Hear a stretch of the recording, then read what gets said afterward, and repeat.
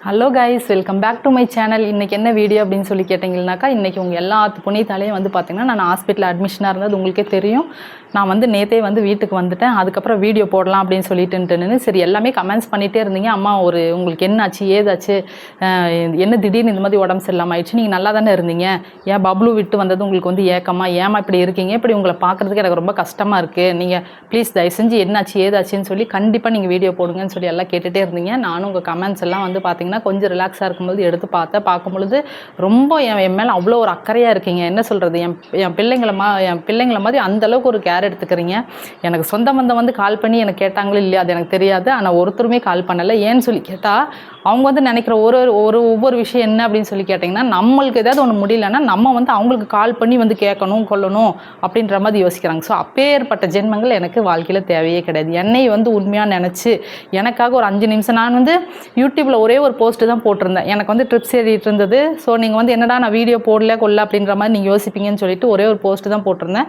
So அந்த போஸ்ட்டுக்கு வந்து பார்த்திங்கன்னா ஏகப்பட்ட பேர் எனக்கு அம்மா உங்களுக்கு நல்லாயிடும், நாங்கள் கடவுளை வந்து ப்ரே பண்ணிகிட்ருக்குறோம், நீங்கள் கண்டிப்பாக நல்லபடியாக வந்துடுவீங்க, உங்களுக்கு எந்த பிரச்சனையும் இல்லை, ஏன்னாக்கா நீங்கள் வந்து ஒரு ஸ்ட்ராங்கான உமன் அப்படின்னு சொல்லிட்டு ரொம்ப என்னை மோட்டிவேட் பண்ணீங்க. ஸோ உங்களோட அந்த கமெண்ட்ஸ் பார்க்க தான் எனக்கு வந்து பார்த்திங்கனாக்கா உண்மையை சத்தியத்துக்கு சொல்லணும் அப்படின்னு சொன்னால் என்னால் படுத்திருக்கவே முடியல. எனக்கு எந்திரிச்சு நம்ம ரெடி ஆகணும், நம்மளுக்கு ஒன்றும் இல்லை, நம்மளை சுற்றி இத்தனை பேர் இருக்காங்க, நம்மளை இவ்வளோ கேர் எடுத்துக்கிறாங்க, நம்ம இப்படி இருக்கோம் வேண்டாம் அப்படின்னு சொல்லிட்டு நானே எனக்குள்ளே எந்திரிச்சு அப்புறம் ஹாஸ்பிட்டலில் வந்து நிறைய ஃபார்மாலிட்டிஸ் எல்லாம் இருந்தது, அதெல்லாம் வந்து முடிச்சுட்டு இன்ஜெக்ஷன் அது இது மெடிசன் எல்லாம் எடுத்துக்கிட்டு வீட்டுக்கு வந்து என்னால் சாப்பிடவே முடியாட்டினாலும் ரிஸ்க் எடுத்து கொஞ்சம் கொஞ்சமாக நல்லா சாப்பிட்டு கொண்டு உடம்பு அப்படியே தேத்தி கண்டிப்பாக உங்களுக்காக ஒரு வீடியோ போடணும்னு சொல்லி காலையில் ஒரு ஷார்ட்ஸ் போட்டிருந்தேன். ஸோ அந்த ஷார்ட்ஸ்க்கே வந்து பார்த்திங்கன்னா நிறையா பேர் எனக்கு ரெஸ்பான்ஸ் பண்ணியிருந்தீங்க.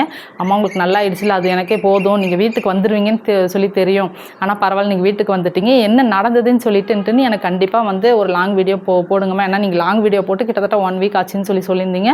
ஸோ உங்கள் எல்லாத்துக்காகவும் தான் இந்த ஒரு லாங் வீடியோ. என்னாச்சுனாக்கா எனக்கு பெருசாக தொந்தரவு ஒன்றும் இல்லை. நான் வந்து பார்த்தீங்க அப்படின்னாக்கா பப்ளு விட்டு வந்தேன் இல்லையா, அந்த 1 வீக் இங்கே வந்துட்டு வேலைக்கு போகலாம் அப்படின்ற மாதிரி தான் வந்தேன். ஆனால் இங்கே வந்தோடனே அவனை பார்க்காத ஏக்கமான எனக்கு தெரியல, ஆனால் எனக்கு தெரிஞ்சு அவனோட பார்க்காம ஏக்கம் தான் நான் நினைக்கிறேன். ஏன்னு சொல்லி கேட்டிங்கன்னா, நான் வேலை செய்யும் பொழுது உட்காந்துருக்கும் பொழுதும் கொள்ளும் பொழுதும் அவன் முகமே தான் என் கண்ணுக்கு முன்னாடி வந்துட்டு போயிட்டே இருக்குது. இது வந்து நான் பாப்பா கால் பண்ணி சொன்னேன்னா வேணா செய்வேன்னா உடனே அவனை தூக்கிட்டு இங்கே வருவா, இல்லை நான் அங்கே போகிற மாதிரி இருக்கும். ஸோ இதுவே வந்து ஒரு ரொட்டீனாக இருக்கும்.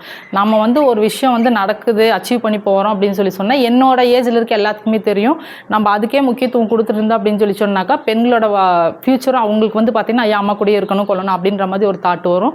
அது அப்புறம் குழந்தையும் வந்து பார்த்திங்கன்னா நம்மளே கைக்குள்ளேயே வச்சு பழகிட்டோம்னா அதுங்களுக்கு ஒரு ஏக்கம் வந்துடும். இப்போ எனக்கு ஒரு ஏக்கம் வந்து நான் ஒரு 1 வீக் தான் ஹாஸ்பிட்டலில் இருந்த, ஒரு 2 நாள் தான் சரி ஆயிடுச்சு. ஆனால் அந்த கஷ்டம் வந்து அந்த குழந்தை வந்து படிச்சுனாக்கா அது இன்னொரு கஷ்டமாக இருக்கும் இல்லையா. ஸோ போக எல்லாமே சரி ஆகிடும். ஏன்னு சொல்லி கேட்டிங்கன்னா, இப்போ தான் அவன் நல்லாவே கொஞ்சம் இந்த 2 மாதம் தான் இப்போ ஆச்சு, இந்த 2 மாதம் தான் இப்போ நல்லா கொஞ்சம் முகம் பார்க்க ஆரம்பிச்சிருக்கான். இப்போ தான் கொஞ்சம் அப்படின்னு சொல்லி பேசலாம். ஸோ இந்த நேரத்தில் வந்து அவன் முன்னாடி நான் இருந்தேன்னு சொல்லி சொன்னாக்கா கண்டிப்பாக அவனுமே ஏக்க வச்சுக்குவான். ஸோ அதனால் வந்து பார்த்திங்கனாக்கா வேண்டாம் ஹாஸ்பிட்டலுக்கு நம்ம போய் ரெடி பண்ணிக்கலாம்னு சொல்லிட்டு உங்கள் எல்லாத்து புண்ணியத்தினாலையும் கடவுளோட ஆசீர்வாதத்தாலையும் வந்து பார்த்திங்கன்னா எனக்கு நல்லபடியாக ஆகிடுச்சு. இனி எனக்கு எந்த பிரச்சனையும் இல்லை.